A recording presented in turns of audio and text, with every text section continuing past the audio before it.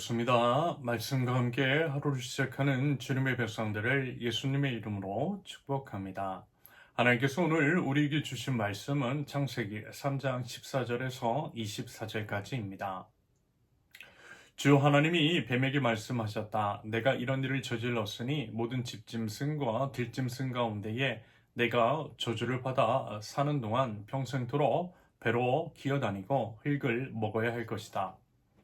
내가 너로 여자와 원수가 되게 하고 너희 자손을 여자의 자손과 원수가 되게 하겠다.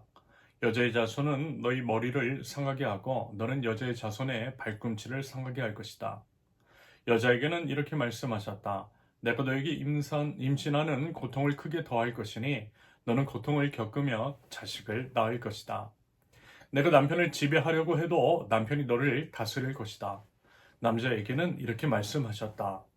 내가 아내의 말을 듣고서 내가 너에게 먹지 말라고 한 그 나무의 열매를 먹었으니 이제 땅이 너 때문에 저주를 받을 것이다. 너는 죽는 날까지 수고를 하여야만 땅에서 나는 것을 먹을 수 있을 것이다. 땅은 너에게 다시 덤불과 엉겅퀴를 낼 것이다.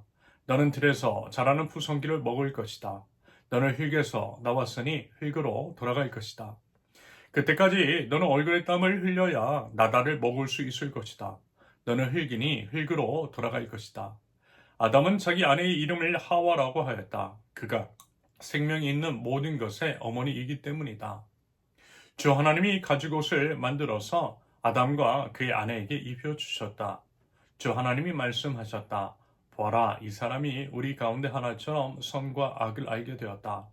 이제 그가 손을 내밀어서 생명나무의 열매까지 따서 먹고 끝없이 살게 하여서는 안 된다. 그래서 주 하나님은 그를 에덴 동산에서 내쫓으시고 그가 흙에서 나왔으므로 흙을 갈게 하셨다. 그를 쫓아내신 다음에 에덴 동산의 동쪽에 그룹들을 세우시고 빙빙 도는 불칼을 두셔서 생명나무에 이르는 길을 지키게 하셨다. 아멘. 첫째, 죄의 대가 14절에서 19절까지입니다. 하나님은요, 가장 먼저 죄를 저지른 뱀을 저주하십니다. 요새는 뱀은요, 사단 마귀가 사용한 도구를 상징하지요. 아무튼 하나님은요, 뱀에게 평생 배로 기어다니고 흙을 먹어야 할 것이라고 말씀하세요. 이것은 완전한 굴욕과 패배를 의미하는 것이고 악은 결코 승리할 수 없음을 드러내는 것이겠습니다. 이어서 여자에게는 출산의 고통과 관계의 왜곡을 말씀하시죠. 먼저 이제 출산의 고통은요, 육체적 고통은 물론이고 자녀를 양육하는 모든 과정의 수고와 염려를 포함합니다. 아울러 남편이 여자를 다스릴 것이라고 하신 것은 원래 하나님이 의도하신 동등한 동역자 관계가 왜곡이 되어서 지배와 복종의 관계로 변질될 것을 예고하는 것이겠습니다. 이것은요, 분명한 죄의 결과로서 하나님의 원래 창조 질서에서는 남자와 여자가 서로를 지배하는 관계가 아니라 동등한 관계였음을 여러분 우리는 기억해야만 합니다. 그리고 남자에게는요, 노동의 고통과 죽음을 선포하시죠. 우리가 이제 매일 경험하는 일의 피곤함, 관계의 어려움, 그리고 이제 죽음에 대한 두려움 같은 것들은 이처럼 모두 죄의 결과라는 것. 이것이 우리가 사는 세상의 현실임을 기억하실 수 있기를 바랍니다. 이 점을 알아 여러분 우리 부디요 작은 죄라도 결코 가벼이 여기지 않는 거룩한 하나님 나라 백성들 되실 수 있기를 바랍니다. 둘째, 구원의 약속 15절 그리고 21절과 20절과 21절입니다. 이렇게 이제 심판을 내리시는 하나님, 동시에 하나님은요 구원을 약속하시죠. 그것이 바로 본문 15절입니다. 15절에서 여자의 자손은 내 머리를 상하게 하고, 이것은 사단 마귀의 완전한 패배를 예고하는 말씀입니다. 너는 여자의 자손의 발꿈치를 상하게 할 것이다 라고 하는 표현은요, 일시적인 고통을 의미하지요. 그러면서 여자의 후손은 우리 주 예수님은요, 동정녀 마리아를 통해서 이 땅에 오셨고요, 십자가에서 사탄의 머리를 부수셨습니다.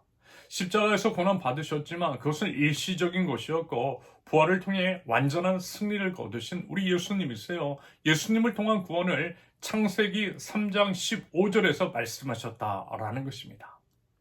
그러면서 이제 본문 20절을 보시면 죄를 지어 죽음을 선고받은 바로 그 순간에 아담은 뭐라고 해요? 자기 아내의 이름을 생명이라고 하는 뜻의 하와라고 짓습니다. 이것은 말하자면 방금 본문 15절의 약속, 구원의 약속을 믿었다는 증거일 수 있어요. 다시 말해 여자의 후손을 통해 구원이 올 것이다 라고 하는, 생명을 얻을 것이라고 하는 하나님의 약속을 신뢰하면서 나온 고백일 수 있겠다라는 것입니다. 아울러 21절을 보시면요, 하나님께서 직접 옷을 지어 입히셨다라고 하죠. 아담과 하와가 스스로 만든 무화과나무 잎으로 만든 것으로는 부족했어요. 인간의 노력으로는 죄와 수치를 가릴 수 없다라는 것입니다. 죄의 해결이 불가능하다라는 거예요. 오직 하나님께서 직접 해결해 주셔야만 한다라는 거죠. 그게 바로 뭐라는 거예요? 가죽옷이라는 겁니다. 가죽옷을 만들려면 또한 동물이 죽어야 합니다. 무슨 말이냐? 누군가가 대신 죽어야만 인간이 벗은 그 죄와 수치가 가려질 수 있다라는 거죠. 여러분, 이것이 바로 원리입니다. 우리 예수님께서 대속 제물이 되어주신 이유입니다.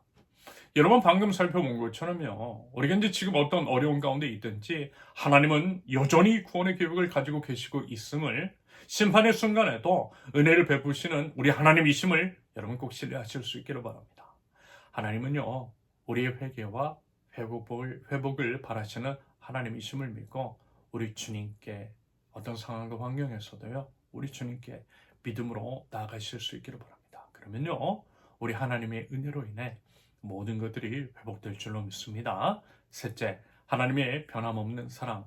22절에서 24절까지입니다. 하나님은요, 아담과 하와를 이제 에덴 동산에서 추방하셨어요. 겉으로만 보면 이것을 그저 하나님의 가혹한 심판으로 이제 생각할 수도 있겠지만, 오히려 이것은요, 하나님의 자비로운 배려일 수 있겠습니다. 여러분, 한번 생각해 보세요. 만약에 아담과 하와가 죄를 지은 상태에서 생명나무의 열매를 먹어 영원히 살게 된다면 어떻게 될까요? 그것은 영원한 저주가 되지 않을까요? 그래서 말하자면 그 영원한 저주를 막고자 에덴 동산에서 추방하신 것으로 해석이 가능할 것 같아요. 그러면 이것은 하나님의 배려이고 변함없는 사랑으로 볼 수 있는 거죠.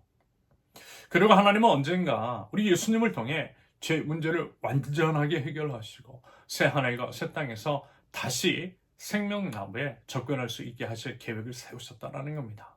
요한계시록을 보면요, 여러분 그것 확인할 수 있어요.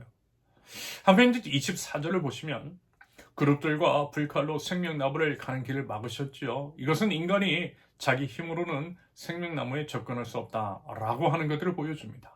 하지만 이것도 하나님의 자비더라는 것. 죄를 지은 상태에서 생명나무에 접근한 것을 막으심으로써 더 큰 재앙을 막으신 것, 바로 그것입니다. 앞에서 말씀드린 바로 그거예요. 그러면서 이제 본문 23절을 보시면요, 에덴 동산에서 추방되었지만 아담은 여전히 가는 일을 하게 하셨다라고 합니다. 이것은 어쩌면 새로운 형태의 시작을 의미하는 것으로도 해석이 가능할 것입니다. 무슨 얘기냐? 비록 힘든 노동이 되었지만 여전히 하나님은 인간에게 일할 기회를 주셨다라는 거예요. 하나님은 사람에게 여전히 땅에서 양식을 얻을 수 있게 하셨다라는 것입니다. 여전히 자녀를 낳고 번성할 수 있게 하셨다라는 거죠.